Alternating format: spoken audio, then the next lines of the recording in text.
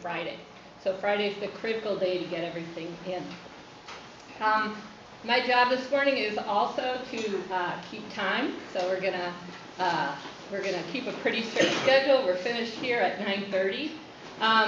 There's also, for those of you who have the form, a list of questions, areas that we're not going to cover today. We're prohibited to ask those during this process, so I want to just draw everyone's attention to the very last paragraph. So we're not going to have questions in any of those areas.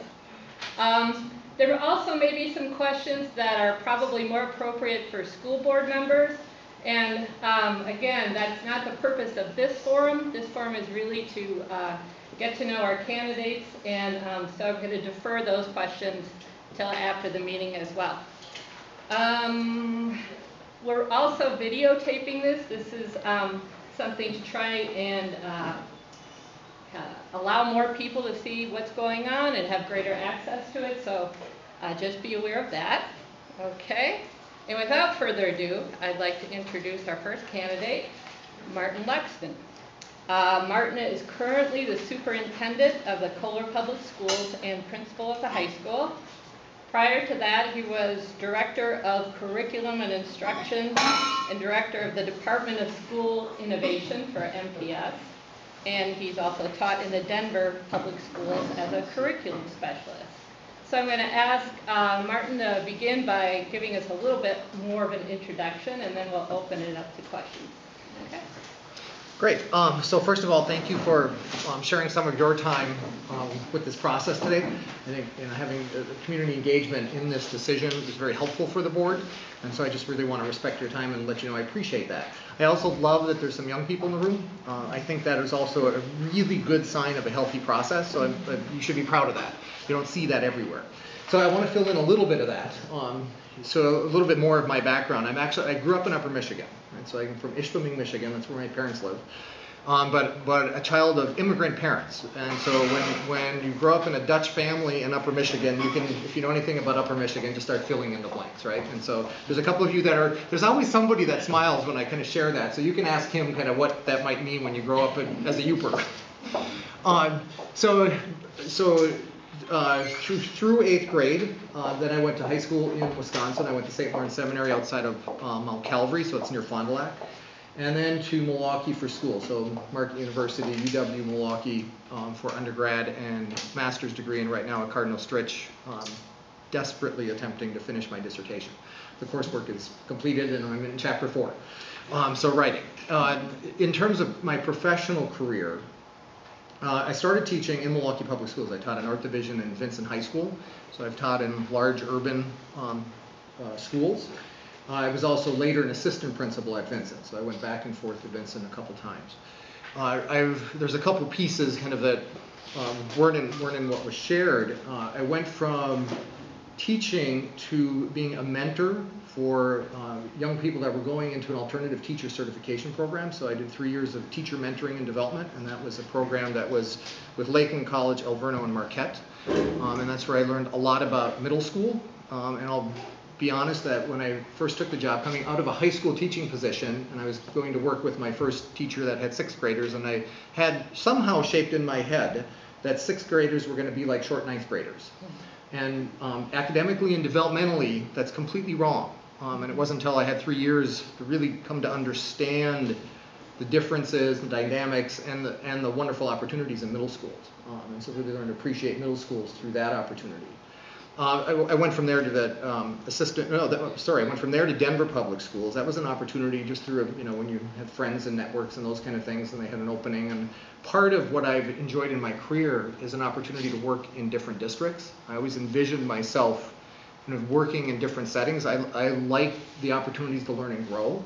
I like challenging opportunities, so I like new things because I feel like I'm constantly learning and developing.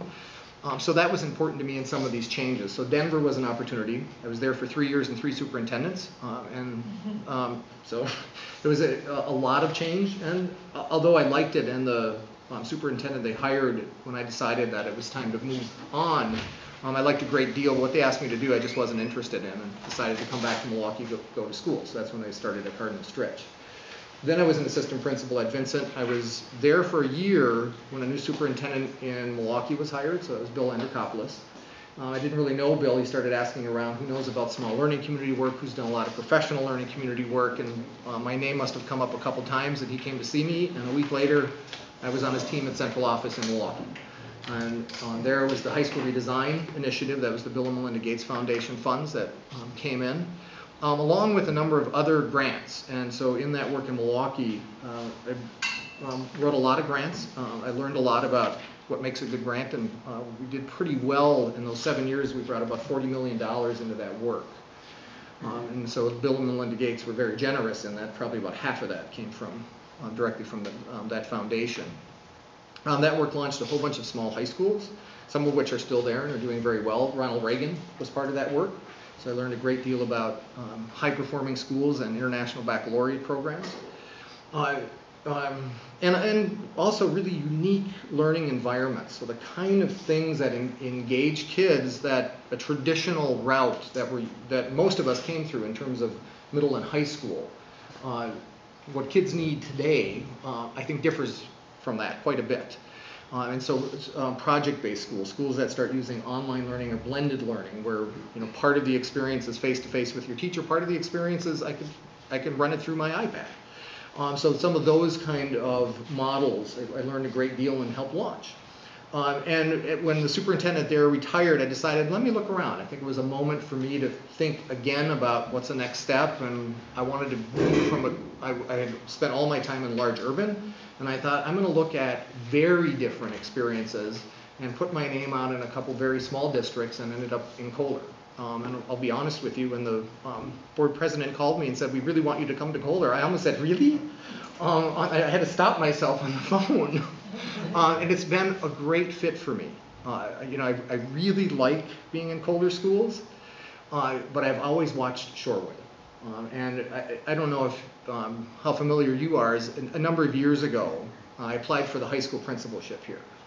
And it was offered as an opportunity for me. I turned it down. And the reason I turned it down was because it was a moment where one of these grants came into Milwaukee, and it was an opportunity to launch a school that we had envisioned that was very different for kids who were returning to high school after a period of incarceration.